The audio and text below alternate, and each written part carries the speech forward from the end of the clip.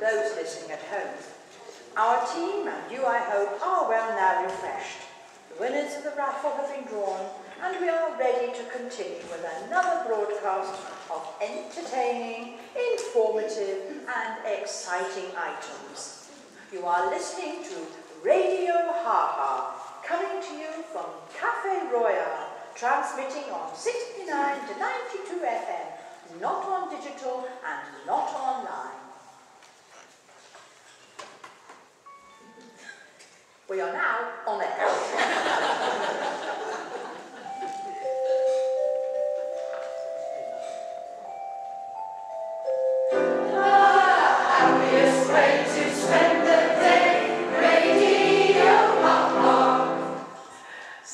Without any more ado, we'll go straight over now to our news desk again, where Paige Turner is waiting to bring us up to date with the latest news. Thank you, Paige, and thank you for reminding me. Hospital regulations now require a wheelchair for all elderly patients being discharged from hospital. It has been reported, however, that a student nurse found one elderly gentleman already dressed and sitting on the bed with a suitcase at his feet. He insisted he didn't need any help to leave the hospital, but the nurse, being aware of the rules, ignored his protestation and managed to get him into a wheelchair. On the way down in the lift, she asked him if his wife was meeting him. The man replied, "I don't know. She's still upstairs in the bathroom, changing out of her hospital gown." The nurse has not been seen since. And it was reported that a restaurant manager was taking legal action against a foreign visitor. The case was based on the fact that a Chinese panda walked into a restaurant, sat down and ordered a sandwich. He ate the sandwich, then pulled out a gun and shot the waiter. As the panda stood up to go, the manager shouted, "Hey, where are you going? You just shot my waiter and you didn't pay for your sandwich." The panda yelled back at the manager, "What's your problem? I'm a panda. Look it up in the dictionary." Totally confused, but unsure of what to do next, the manager opened his dictionary and saw the following definition for the word panda, and it read, "A tree-dwelling marsupial of Asian origin, characterized by distinct black and white colouring. It eats, shoots, and leaves." The case was dropped. A doctor gave some medicine to a patient and explained that he should take it on alternate days. The patient looked confused, so he explained, "Take the medicine on Monday, skip Tuesday, take on Wednesday, skip Thursday, take it Friday, skip Saturday, and so on."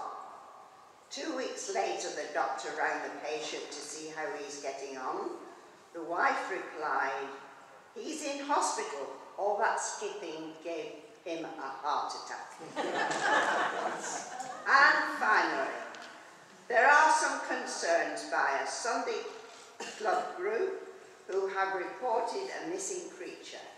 They were reading a Bible story in the class session which said, "The man named Lot was warned to take his wife and flee out of the city. But his wife looked back and was turned into a pillar of salt. The club wished to know what happened to the flea."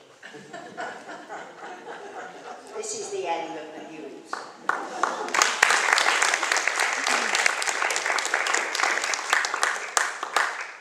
Thank you, Paige.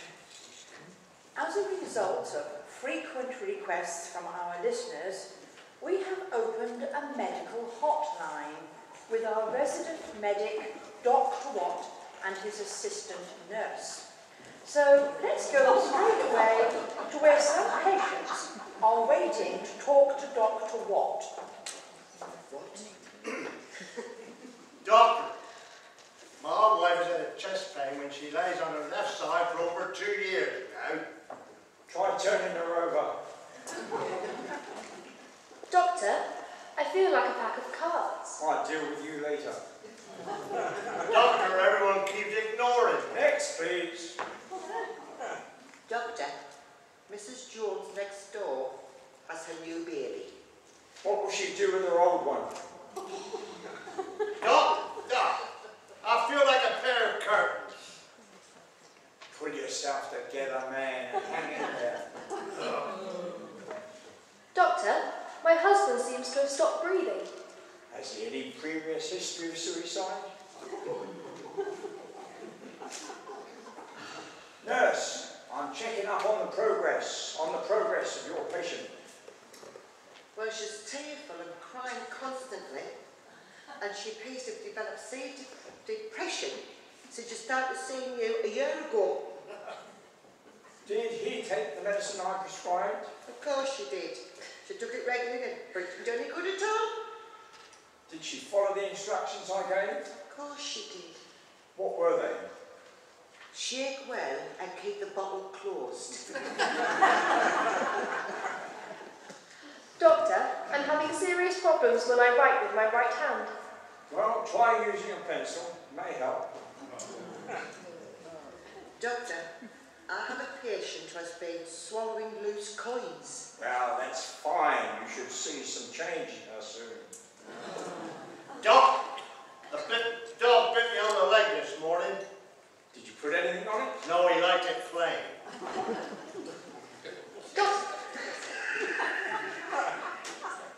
Doctor, I think I've been born back to front. What on earth do you mean? Well, my feet smell and the nose runs.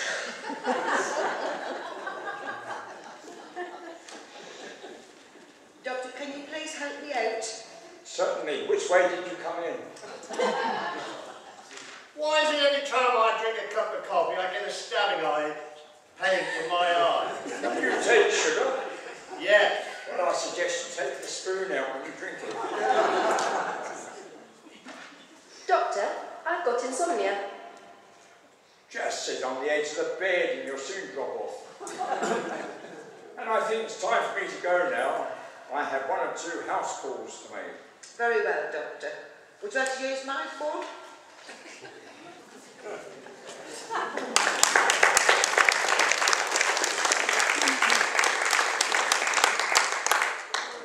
Thank you, Dr. Watt.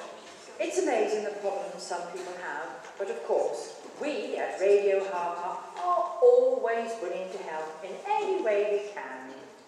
Now we are to listen to Rosie Sparkle again, who is going to read for you something that may be very close to the hearts of many of our listeners. It's entitled My Medication. A row of bottles on my shelf cause me to analyse myself. One yellow pill I have to pop goes to my heart, so it won't stop. A little white one that I take goes to my hands, so they won't shake. The blue ones that I use a lot tell me I'm happy when I'm not. The purple pill goes to my brain and tells me that I have no pain. The capsules tell me not to wheeze or cough, or choke, or even sneeze. The red ones, smallest of them all, go to my blood so I won't fall. The orange ones, very big and bright, prevent my leg cramps in the night. Such an array of brilliant pills, helping to cure all kinds of ills. But what I'd really like to know is, what tells each one where to go?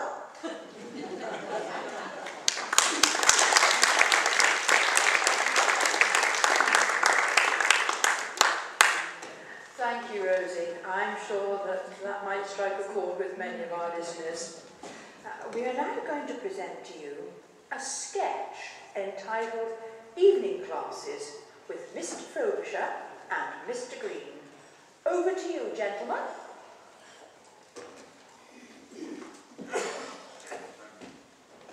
Good afternoon. Good afternoon. I want to enrol in one of your evening classes. Certainly. What sort of course are you interested in? Poisoning. Pardon? Poisoning. I want to learn how to poison things. Well, I don't think we have any poisoning classes at the moment. Well, chemistry then. Chemistry? Yes, chemistry with access to the poison cupboard. Oh, I see. No, I don't think our chemistry course gets as far as the poison cupboard. Look, how about something else? How about metalwork? Would that include knife sharpening? It might well. And axe grinding? Well, not really. I think if I were you, I would keep away from that sort of thing. Why? Well, it's not normal. I'm perfectly normal. I'm a normal human being who simply wants to learn how to sharpen an old meat axe until its cutting edge is like a razor. The blade glinting in the sunlight as I bring it down swiftly on whatever I bring it down swiftly on. What about first aid? What? First aid's nice. Yes, how to remove bloodstains from clothing. Oh dear, no, perhaps not. Knots and hitches. Slip knots. No, needlework. Hypodermic needlework. No, learning an instrument. A blunt instrument. Oh dear. Now look here, why do you want to learn all these dreadful things? I'm writing a book on it. A book? Yes, it's called How to Murder the Woman at 49 Ashley Gardens and Other Stories. 49 Ashley Gardens? Oh yes, do you know it? I know the road. Well, I live at 49 and my wife is being unfaithful. A little chap with glasses. Oh, really? and what's that to do with me? Absolutely nothing. I just want to write a book on it and you're the man who can tell me about night classes. So I am. Yes, I was forgetting who I was for the moment. Yes, I'm simply the man who tells people about classes. Yes. Yes. And my private life is my own affair. Exactly. But my wife's affairs are far from private. Her affairs are completely public. She's ultra-friendly. What? Every man in the road. What? And 2 in the avenue and 4 in the crescent. I don't believe it. The rotten, skinny, ginger-haired little tart. An accurate description. Right. Look, sir, I suggest you go away for the weekend. Brighton, somewhere bracing. Do you think so? Definitely, yes. And who knows, when you come back on Monday, you may have something to write a book about. All right, if you say so. I'll see you on Monday. That's right. You call in on Monday. Right.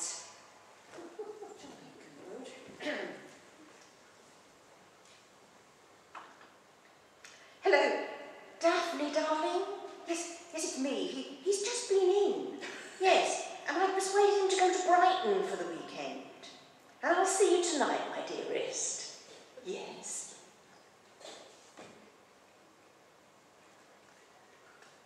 Hello? Yes, gardening class? Yes, Frobisher here. I want to learn to dig a hole. What? Oh, 6 foot deep by about 38, 24, 36.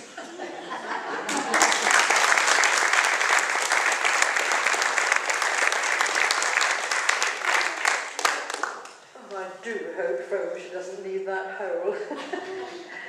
It's with great pleasure now we welcome back our little brother girl, Helena Gale, for our next weather report. Thank you, and over to you, Helena. Thank you. Heavy storms are forecast for the weekend. You will be able to listen to thunder after lightning and tell how close you are to getting hit. If you don't hear it, then you have been hit. So, never mind, it won't matter. I wish to advise all brass bands and choirs in the area to ensure that their conductors are working properly.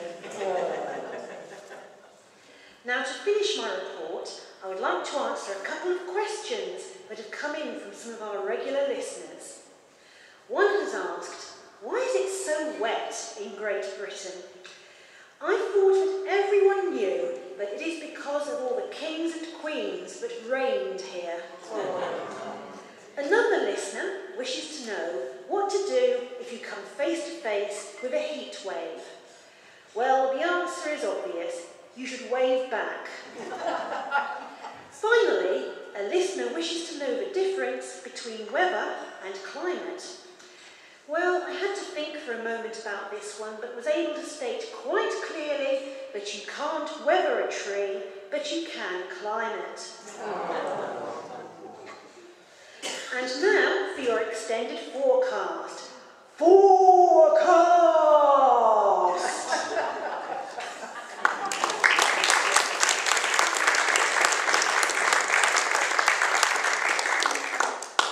Thank you, Helena. I'm glad we don't need too many extended forecasts. I'd like to remind you that you are listening to Radio HaHa, coming to you from the Café Royale, transmitting on 69 to 92 FM, not on digital and not online.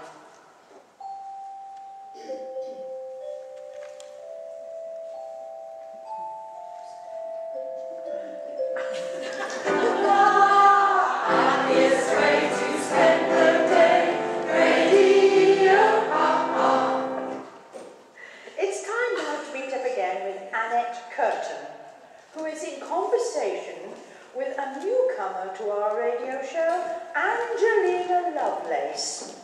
They are comparing notes on their travelling experiences. So welcome, Angelina, and welcome back, Annette.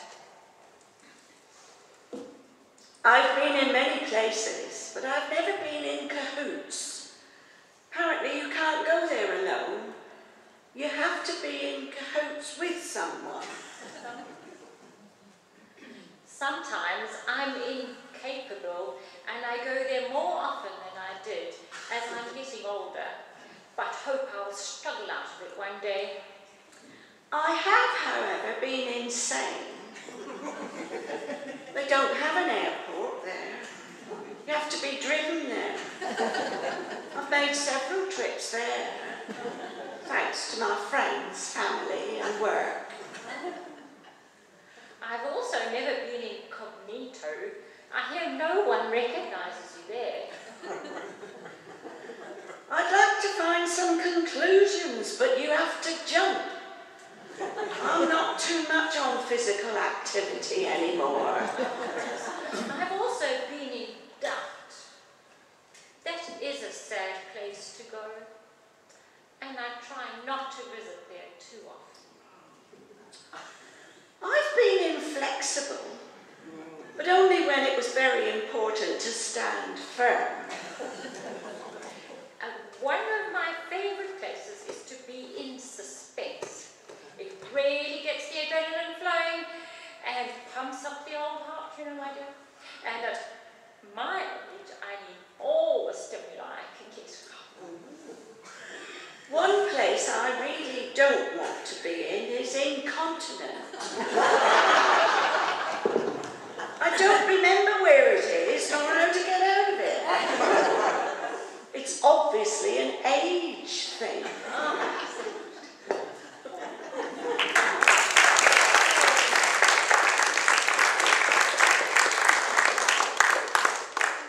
Well, thank you very much. I just hope you will keep in touch. It's time again now to hear from that man with a wealth of knowledge, Mr. Noah Lott. He's going to speak tonight about a subject many of us older folk shy away from, technology. But Noah has a vast experience of so many up-to-date things. I'm sure he'll be able to explain everything to us in simple terms. So over to you, Noah. It all began with an iPhone. Our son celebrated his 17th birthday in March, so we bought him an iPhone, a touch-screen smartphone with voice recognition. He loved it. It was the latest thing. In July, it was my birthday, and my wife made me very happy when she bought me an iPad, a miniature computer, even better than a laptop. Our daughter's birthday was in August, so we bought her an iPod Touch, a phone, a game console, and an Apple computer. In September, my wife celebrated her birthday, so I bought her an iROM. It was a special Steam variety, with a right-click button and a left-click button, and ran as smooth as a mouse over the mousepad-type ironing board. It was around then that the fight started. What my wife failed to recognise is that iROM can be integrated into the home network with the iWash, the iCook, and the iClean. But this inevitably activated the iNag reminder service, and I hurt. But I hope to be out of hospital next week.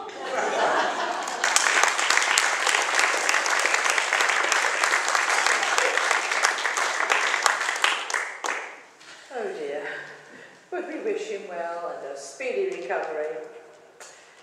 It's now time for the children's section. And even if the children aren't listening, we are all childlike at heart, aren't we? And we love to hear the stories of yesteryear when we were young. So I am delighted to welcome back the children's team called the Animators, who are going to tell us the story of Jack and the Beanstalk. Are you sitting comfortably? Then they'll begin. The story I'm about to tell you is about a boy called Jack. Of course you've guessed it. I'm Jack the lad. He's as lazy as can be, with poor clothes on his back. It is very sad.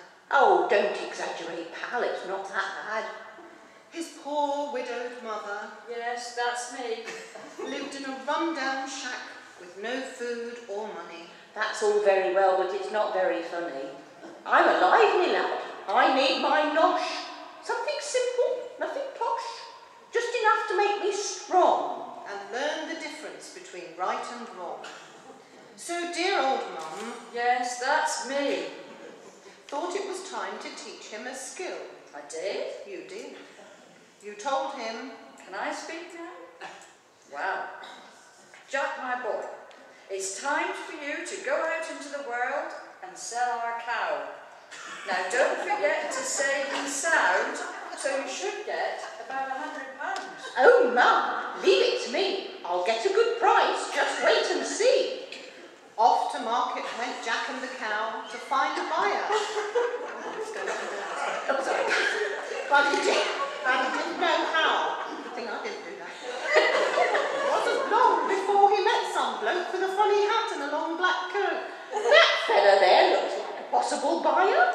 If you are talking to me, lad, then what do you desire? I have here a pure British breed of fine-bred cattle you ever did see. A bit short on the legs, isn't it?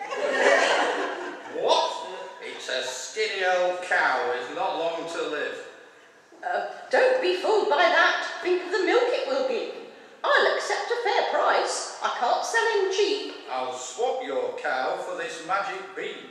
When you plant it back home, your world will change when the shoots turn green. Will it make me rich and really wealthy?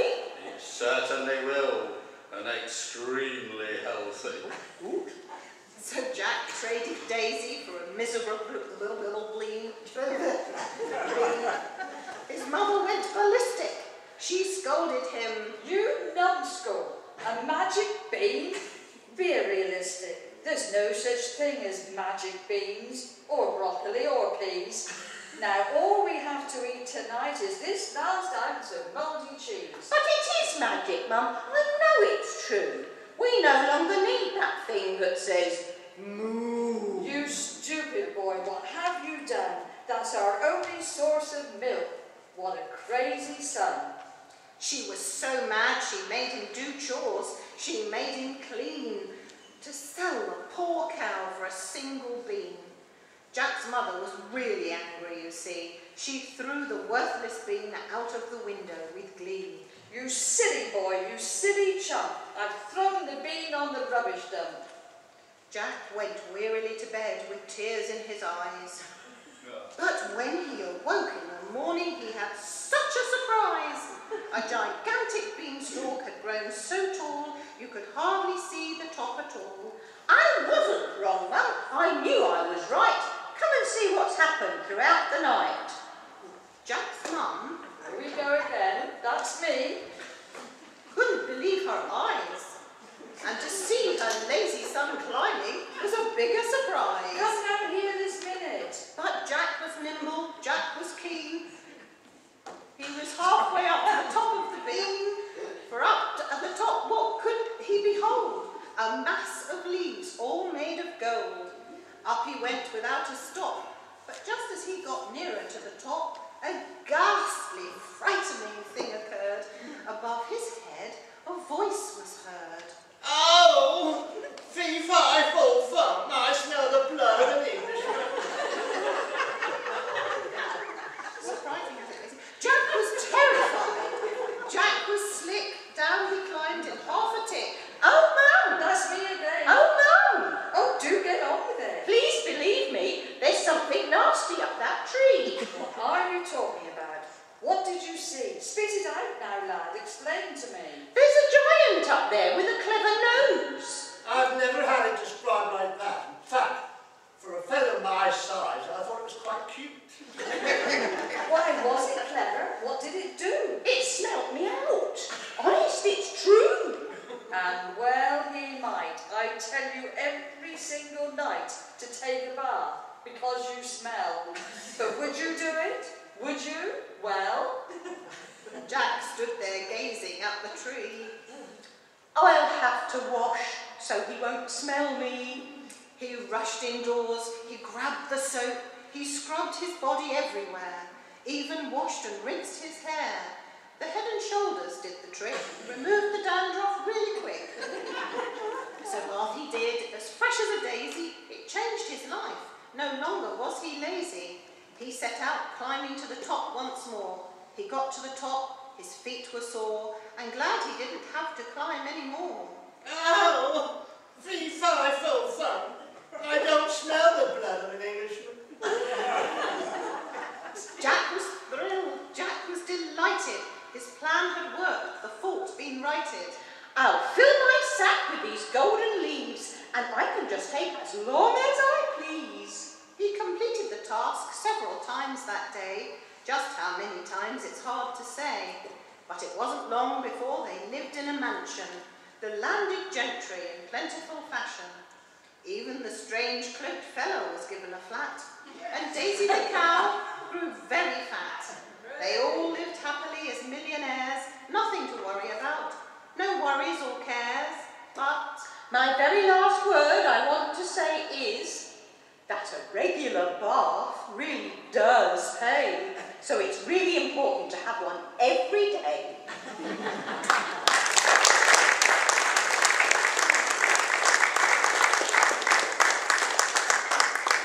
Oh, lovely. Well done, thank you.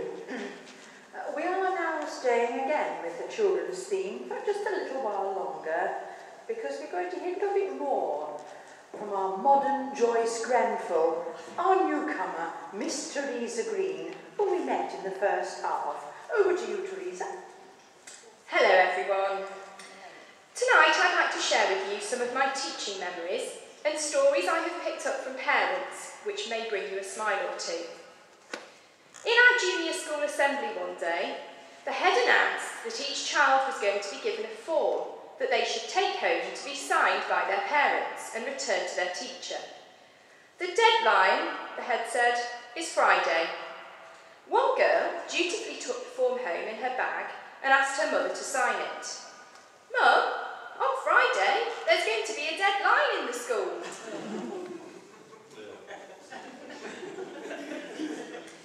Three-year-old Charlotte was in raptures after being given a certificate of achievement in her swimming lesson.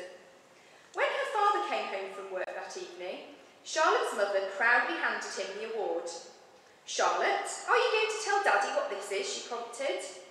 "Daddy," she said, beaming with pride, "this is my terrificate." One day, I asked Harriet to go and stand by the map and point out America. "This is America, miss," Harriet proudly said. "Very good, Harriet," I replied. "Now, class, who discovered America?" The class all replied, "Harriet, miss." On another occasion, in religious education, I asked the class to draw a picture of the flight into Egypt. Some imaginative pieces of artwork followed. One memorably featured a Mary, Joseph and Jesus on board a Boeing 747. There was also a mysterious figure at the front of the plane. "Who's that?" I asked. "Oh, that's Pontius the pilot," the child replied. Once I remember asking my class, "How can we prevent the spread of nasty diseases caused by biting insects?" Mark, age 6, replied, "Don't bite any."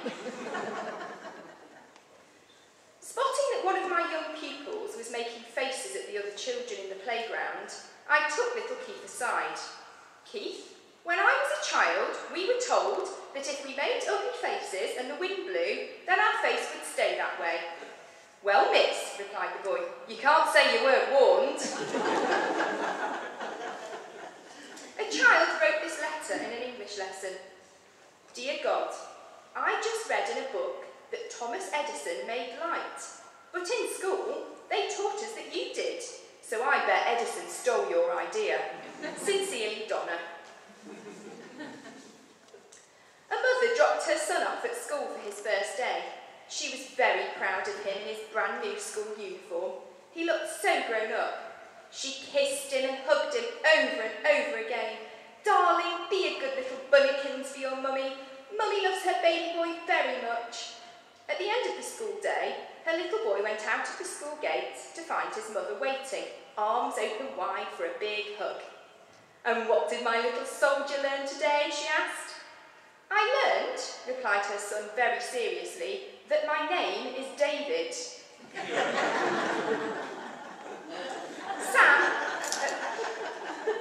Sam arrived late into class for the 4th day running. "Why are you late again?" I asked. "Because of the sign," replied Sam. "What sign?" I asked. "The sign that says, 'Children, go slow.'"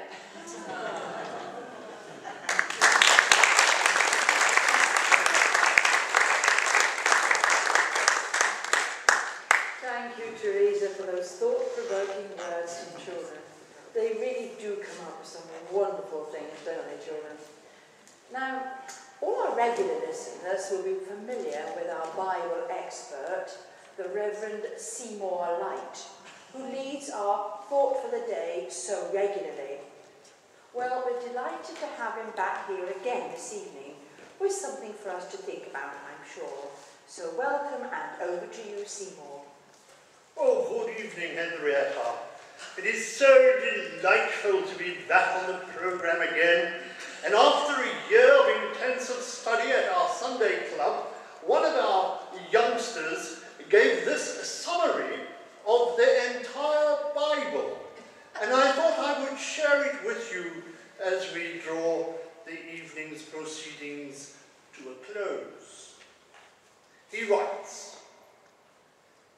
beginning, which occurred near the start, there was nothing but God, darkness, and some gas.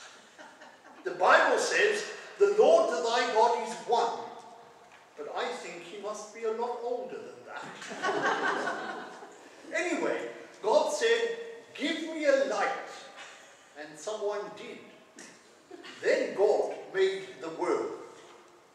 He split the atom and made Eve. Adam and Eve were naked, but they weren't embarrassed because mirrors had not yet been invented. Adam and Eve disobeyed God by eating one bad apple, so they were driven from the Garden of Eden. Not sure what they were driven in, though, because they didn't have cars. One of the next important people in the Bible is Noah, who was a good guy, but one of his kids was kind of a ham. Noah built a large boat and put his family and some animals on it. He asked some other people to join him, but they said they would have to take a rain check. After Noah came Abraham, Isaac, and Jacob. Jacob was more famous than his brother Esau, because Esau sold Jacob his birthmark in exchange for some pot roast. Must have been some pot roast. Jacob had a son named Joseph who wore a really loud sports coat. Another important Bible guy is Moses, whose real name was Charlton Heston. Moses led the Israelites out of Egypt and away from the evil Pharaoh, after God sent 10 plagues on Pharaoh's people. These plagues included frogs, mice, lice, bowls, and no cable. God fed the Israelites every day with manicotti. Then he gave them his top 10 commandments. These include, don't lie, cheat, smoke, dance, or covet your neighbor's stuff. Oh yeah, and there's just one more. Humor thy father and thy mother. One of Moses' best helpers was Joshua, who was the first Bible guy to use spies. Joshua fought the Battle of Jericho, and the fence fell all over the town. After Joshua came David. He got to be king by killing a giant with a slingshot. He had a son named Solomon, who had about 300 wives and 500 porcupines. My teacher says he was wise, but that doesn't sound very wise to me. After Solomon, there were a bunch of major league prophets. One of these was Jonah, who was swallowed by a big whale and then bathed up on the shore. After the Old Testament came the New Testament. Jesus is the star of the New Testament. He was born in Bethlehem, in a barn. I wish I had been born in a barn too, because my mom is always saying to me, close the door, were you born in a barn? It would be nice to say, as a matter of fact. During his life, Jesus had many arguments with sinners, like the Pharisees and the Democrats. Jesus also had 12 opossums. The worst one was Judas Asparagus. Judas was so evil they named a terrible vegetable after him. Jesus was a great man. He healed many leopards and even preached to some Germans on the Mount. bureaucrats and all those guys put Jesus on trial before Pontius Pilate. Pilate didn't stick up for Jesus. He just washed his hands instead. Anyway, Jesus died for our sins, then came back to life again. He went up to heaven, but will be back at the end of the Illuminum. His return is foretold in the book of Revolution. Thank you, and good night.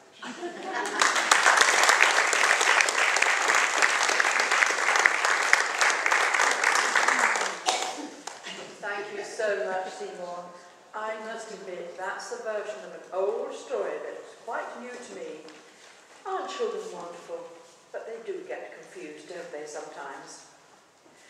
Now, Dr. Watt is back with us again, and this time he's going to tell us about an experience of a class reunion.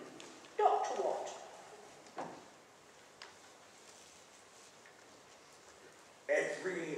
Every 10 years, as summertime nears, an announcement arrives in the mail. A reunion is planned. It'll be really grand. Make plans to attend without fail. I'll never forget the first time we met. We tried so hard to impress. We drove fancy cars, smoked big cigars, and wore our #1 dress. It's quite an affair. The whole class was there. It was held at a fancy hotel. We wined and we dined and we acted refined. And everyone thought it was swell. The men all conversed about who had been first to achieve great fortune and fame. Meanwhile, their spouses described their fine houses and how beautiful their children became. The boy we decreed most apt to succeed was serving 10 years in the pen, while the one voted least now was a priest. Just shows you can be wrong now and then. They awarded prize to one of the guys who seemed to have aged the least. Another was given to the grad who had driven the farthest to attend the feast. By the 40th year, it was abundantly clear we were definitely over the hill. Those who weren't dead had to crawl out of bed and be home in time for their pill. But now I can't wait. They set the date. Their 50th is coming, I'm told. It should be a ball. They've rented a hall at the Shady Rest Home for the old. Repairs have been made to my hearing aid. My pacemaker's been turned up on high. My wheelchair is oiled, and my teeth have been boiled. And I bought a new wig and glass eye. I'm feeling quite hearty. And now I'm ready to party. I'm going to dance till dawn's early light. It'll be lots of fun. I just hope there's one other person who can make it that night.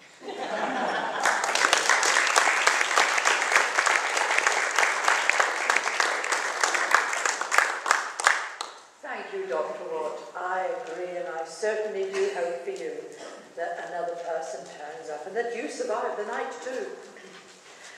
We're going to present to you now another of our little musical nonsense items. It's similar to those we have performed in the past. The tune you know very well. The words are a little different, because this year we are going to sing to you a song called the 10 Days of Autumn, and it'll be accompanied for us again by our own little kitten on the keys, Amanda Lynn.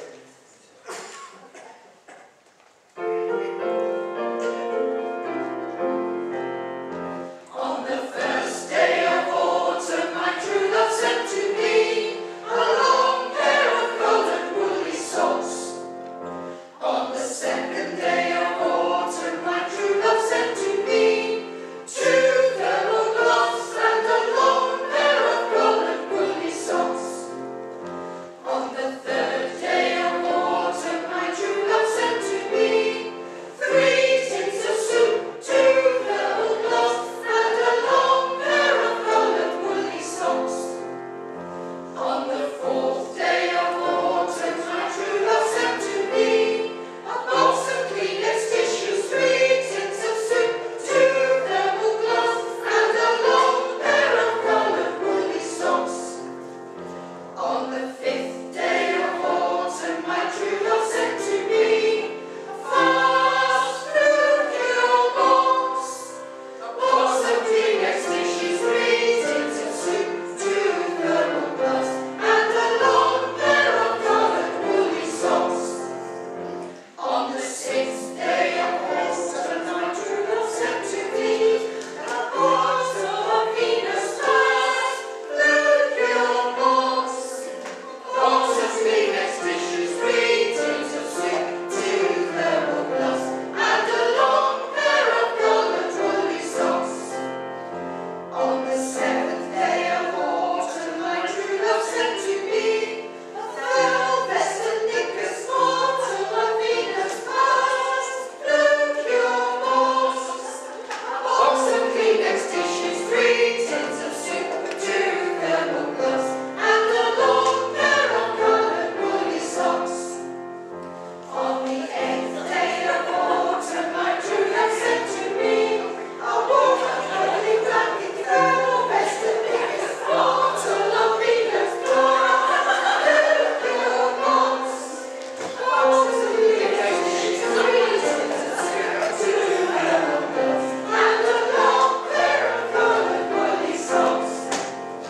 On the 9th day of autumn, my true love sent to me Dental disinfectant, warm and cuddly blanket, thermal vest and knickers, bottle of Venus flyers, blue cure box, box of Kleenex tissues, 3 tins of soup, 2 thermal gloves and a long pair of golden woolly socks. On the 10th day of autumn, my true love sent to me a 10-digit number, dental disinfectant, warm and cuddly blanket, thermal vest and knickers, bottle of Venus flyers, blue cure box, box of Kleenex tissues, 3 tins of soup, 2 thermal gloves and a long pair of golden woolly socks. I Sent him.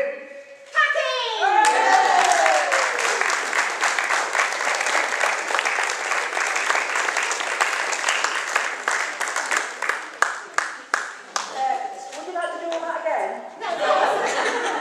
Yes! There's always one, isn't there? Always one. And that, listeners, I'm afraid, brings us almost to the end of our transmission. That's what you say. Thank you. A bit slow, but you got there. It only remains for me to say thank you for listening, and we hope you have all enjoyed the programme. We've tried to bring you interest, pathos, and above all humour, a little bit of intelligence, and a chance to have a good laugh, with a smile at least anyway. You have certainly had some fun entertaining you, haven't we, folks? Yes.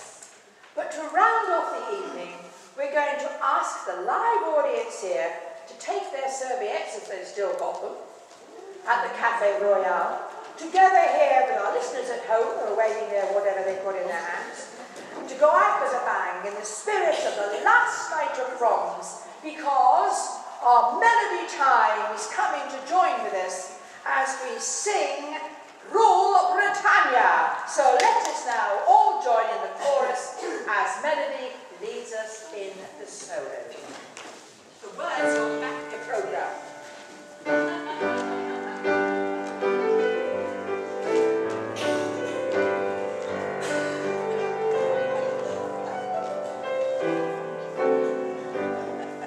When Britain flies, that hands come on, a rose from out the eyes you made, or a rose from the eyes you made.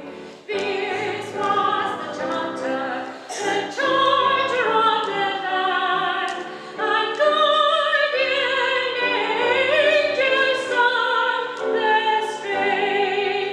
Rule Britannia, Britannia rules the waves. Britons never shall be slaves. Rule Britannia, Britannia rules the waves. Britons never shall be slaves. The nations not so blessed as thee must in their time to time install, must in their time to time install, while they shall flourish great and free, and dread and gain beyond them all. Rule Britannia, Britannia rules the waves. Britons never shall be slaves. Rule Britannia, Britannia rules the waves. Britons never shall be slaves.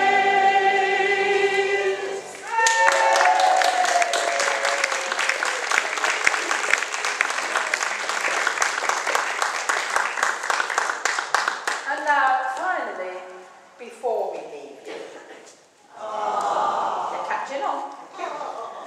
Just a few words of thanks from all of us up here in the studio. First of all, I'd like to thank Annie and the team of helpers and one of our guest audience, Julie, this evening, for manning the doors. Thank you. To Sheila, Auntie Sheila, for running the raffle. And to all the ladies, I think may have left the room, but we want to thank them for a wonderful effort producing the refreshments for us.